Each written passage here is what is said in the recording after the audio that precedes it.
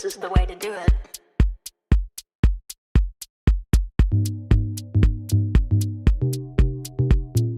This is the way to do it. This is the way to do it. This is the way to do it. Hello and welcome to Youth in Action. In today's program, we have Martin Gathu, the Intake Program Manager at NairoBits Trust. Martin, karibu sana to the show. Tell us, what is NairoBits Trust? Thank you, Grannis, and thank you for having me in Youth in Action program. NairoBits Trust is an organization and profit organization that bridges the socio-economic gap and targets young people from under-resourced background, equipping them with ICT employability skills. The organization was started 23 years ago, and over a period of those 23 years, we have impacted over 100,000 young people with ICT skills. Yes. So what is the drive behind NairoBits Trust? The drive behind NairoBits Trust, actually NairoBits Trust was founded by 3 Dutch ladies. They came in Kenya in 1999, and they were dealing with this organization called Mathare Youth Sport Association, MISA. And they thought, how can we empower these young boys and girls who are playing football within MISA? And that's how they coined the NairoBits Trust. So our roots are from Netherlands, and we are happy to have been in existence for that long. Our drive is to ensure the young people from under-resourced background or urban informal settlement get vocational ICT skills that can get them entry-level jobs within the ICT subsector. So what platforms do you use to encourage the youth development in this trust? Actually, positive youth development is one of our philosophies. We have 2 philosophies within NairoBits: positive youth development and digital opportunities. Over a long period of time, people have been seeing young people as people who create chaos. But we realize that young people have a lot of energy, they have a lot of creativity, and they have a broader thinking. So we decided, how can we harness that potential and make it in good use? So we want to see young people not as a problem to the society, but as a population that has what it takes to take this country forward. Yeah.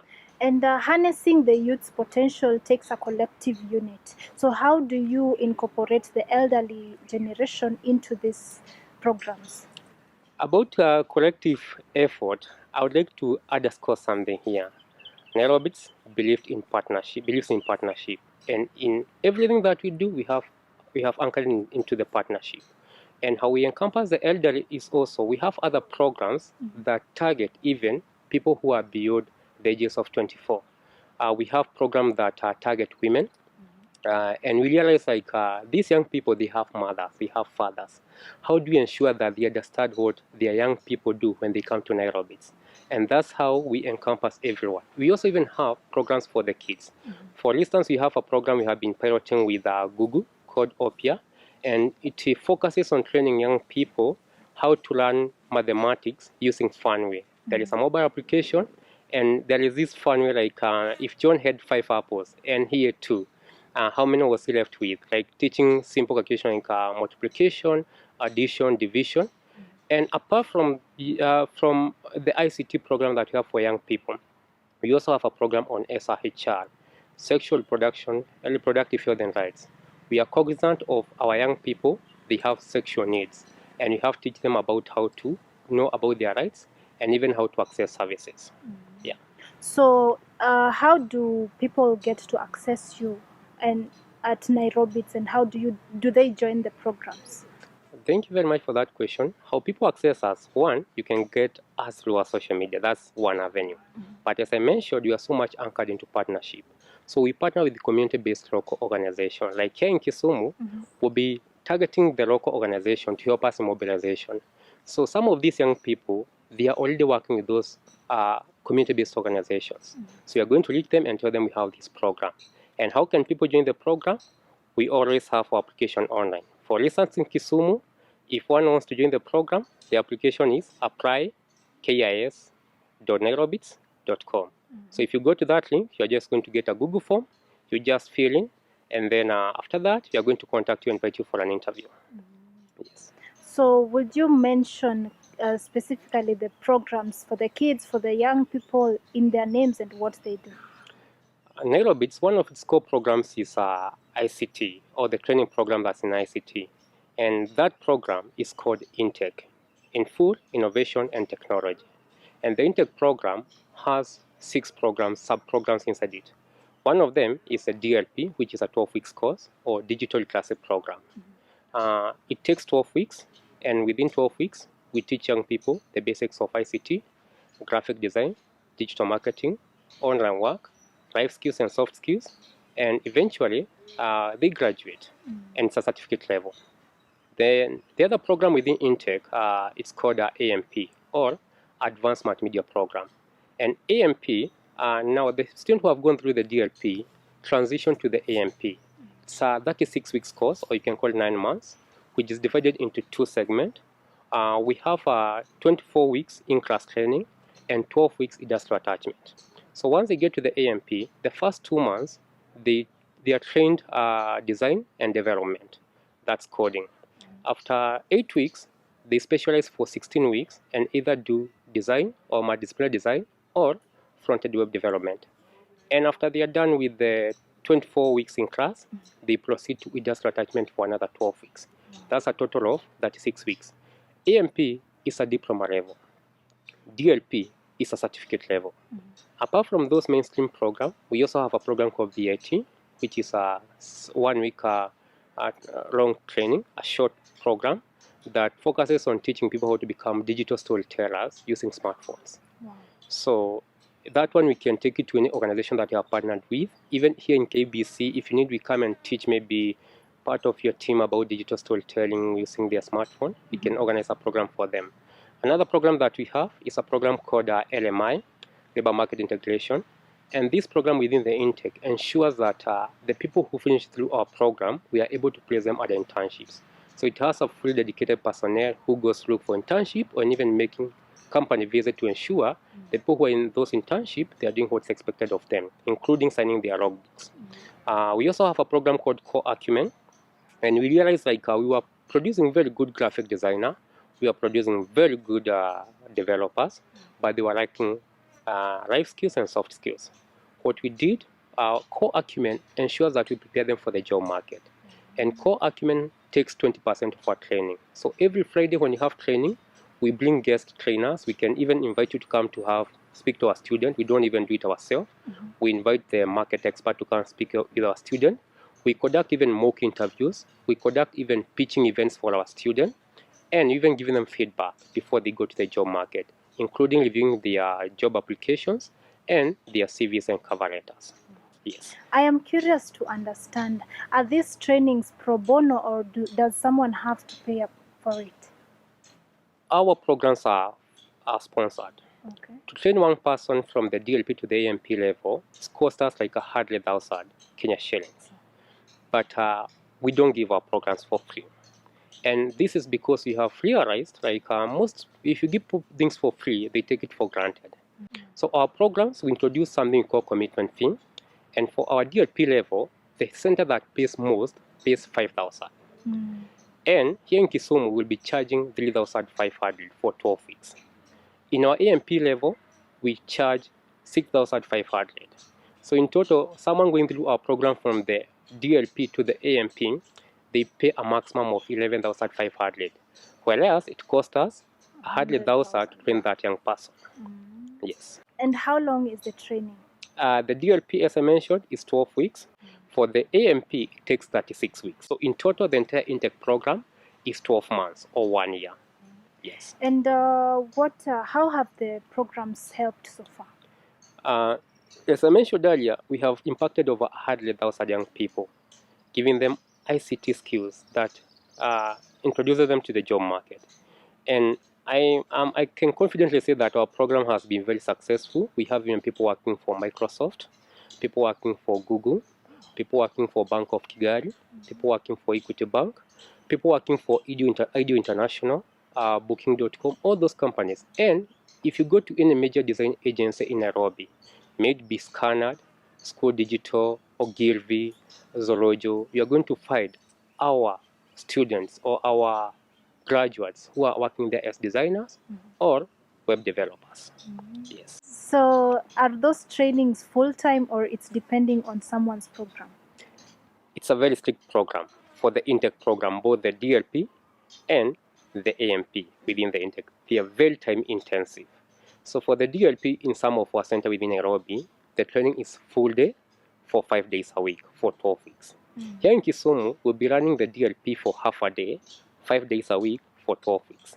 For the AMP, that's not negotiable. The training has to be full day for 5 days a week for 24 weeks in class training and 12 weeks in industrial attachment, full day. Wow. So they are quite time intensive, and the content is quite packed from the program. If I take you through the program, you're going to see the content of it. It's not just normal computer packages. It goes beyond the normal computer packages.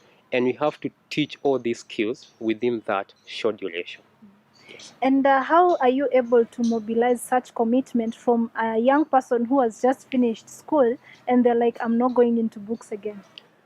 One, our program is not like it's like a vocation training. We focus on hands-on skills. We are not even testing like you have an exam to do at the end of it. We focus on you acquiring skills. And we try to make our learning to be very fun. You're going to realize if you visit our offices, like over 3/4 of our human resource are young people. And we correlate with young people. We even board.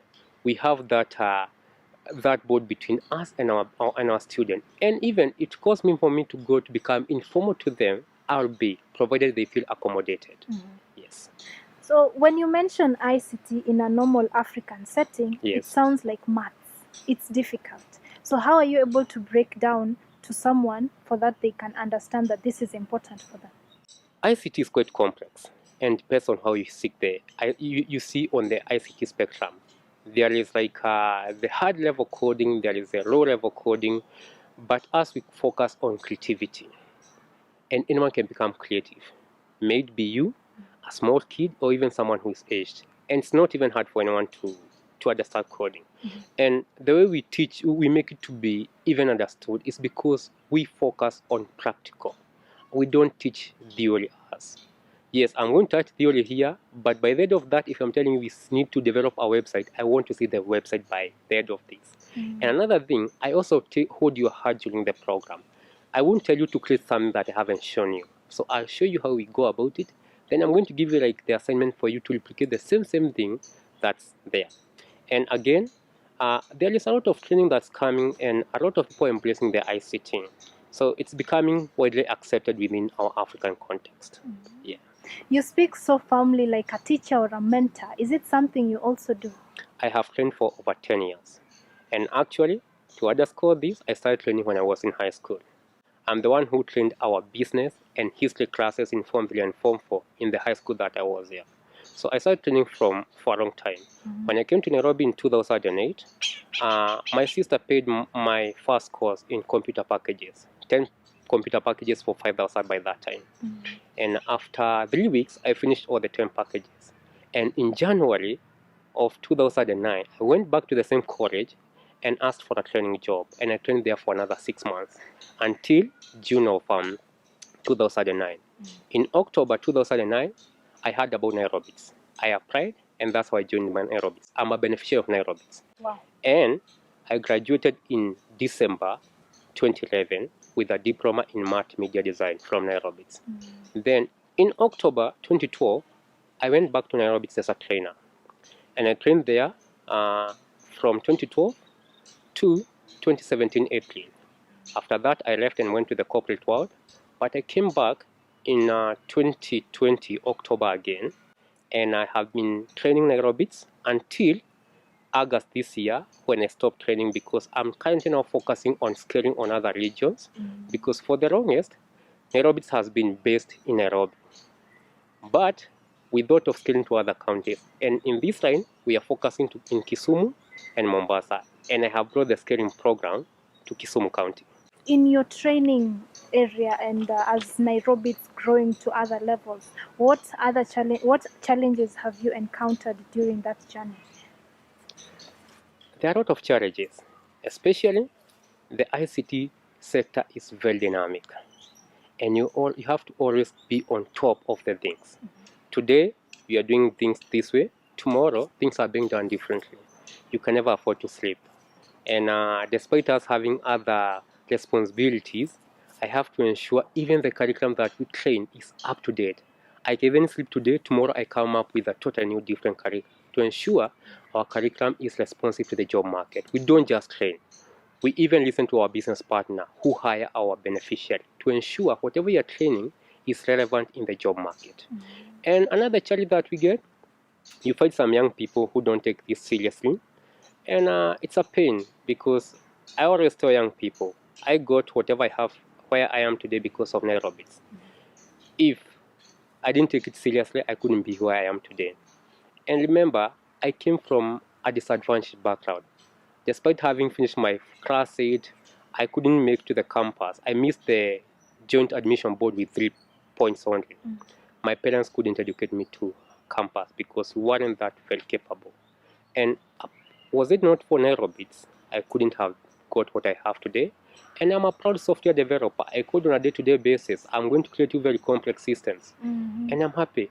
But when I see young people playing with these opportunities, that's a sad affair to me. Another thing, you may find we don't have like support everywhere we go. There are even parents who don't understand the program very well. And although we have been trying to reach the communities to create sensitization for them to be able to understand the program and embrace it. So those are some of the challenges. Another challenge that we have had is us getting accreditation by NITA TVETA.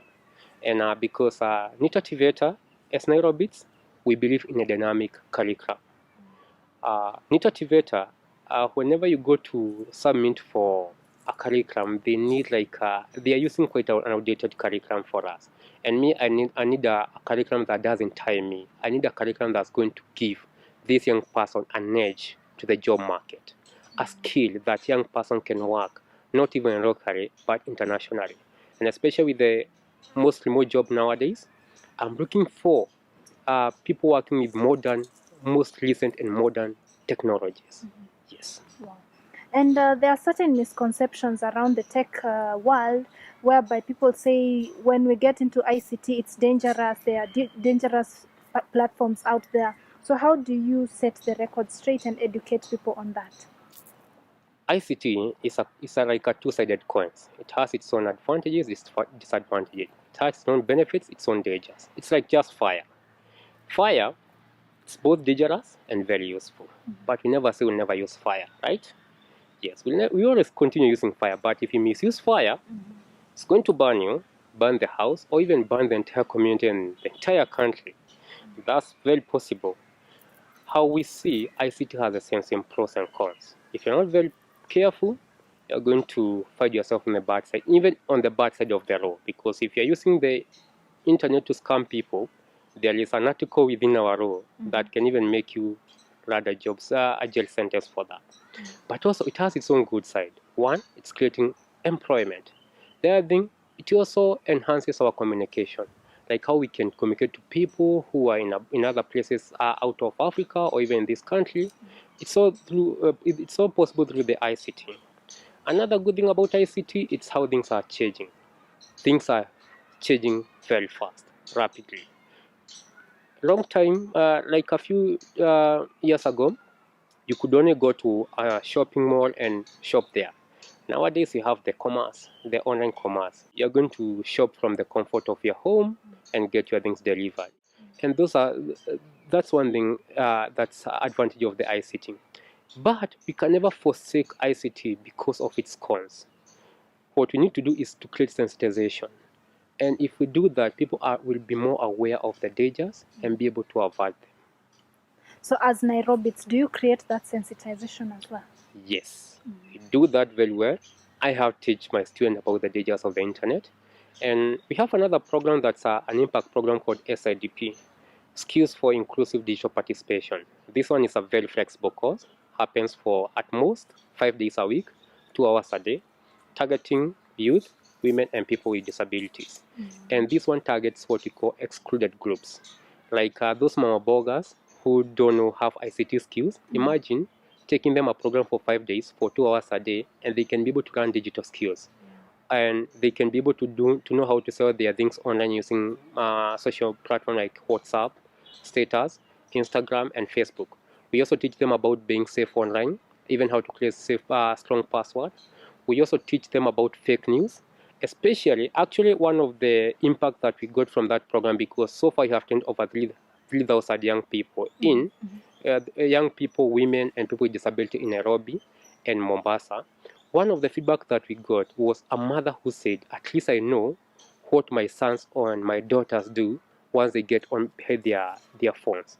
That's a very strong message coming from an elderly lady.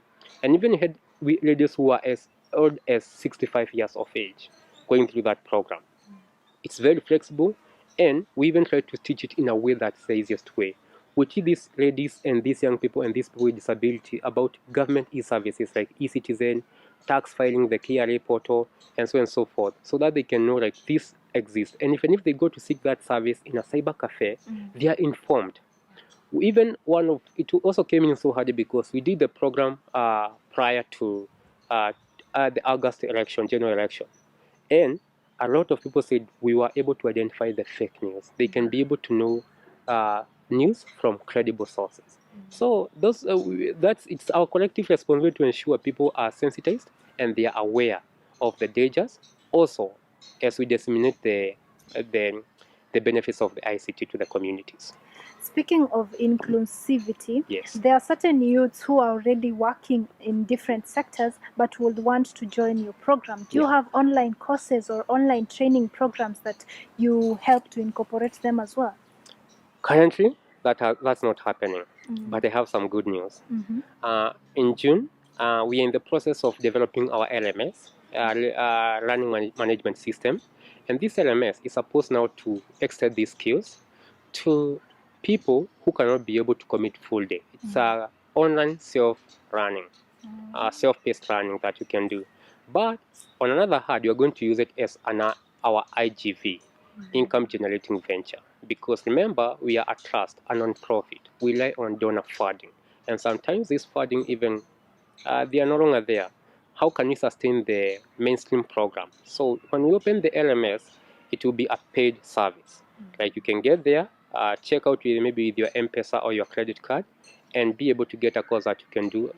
You can learn online at your own pace, and be able to get our certificate eventually. Yes.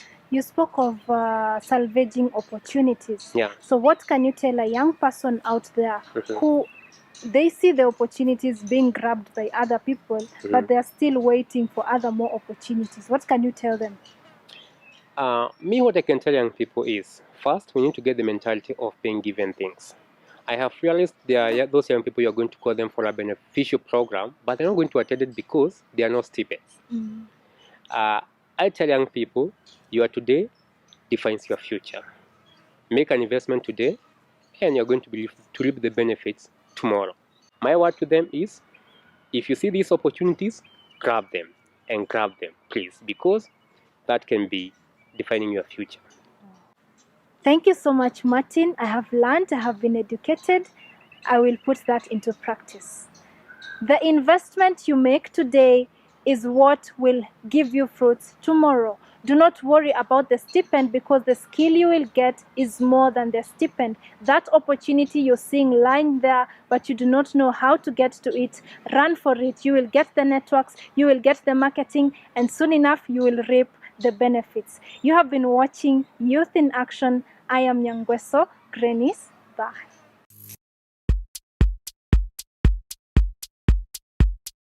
This is the way to do it.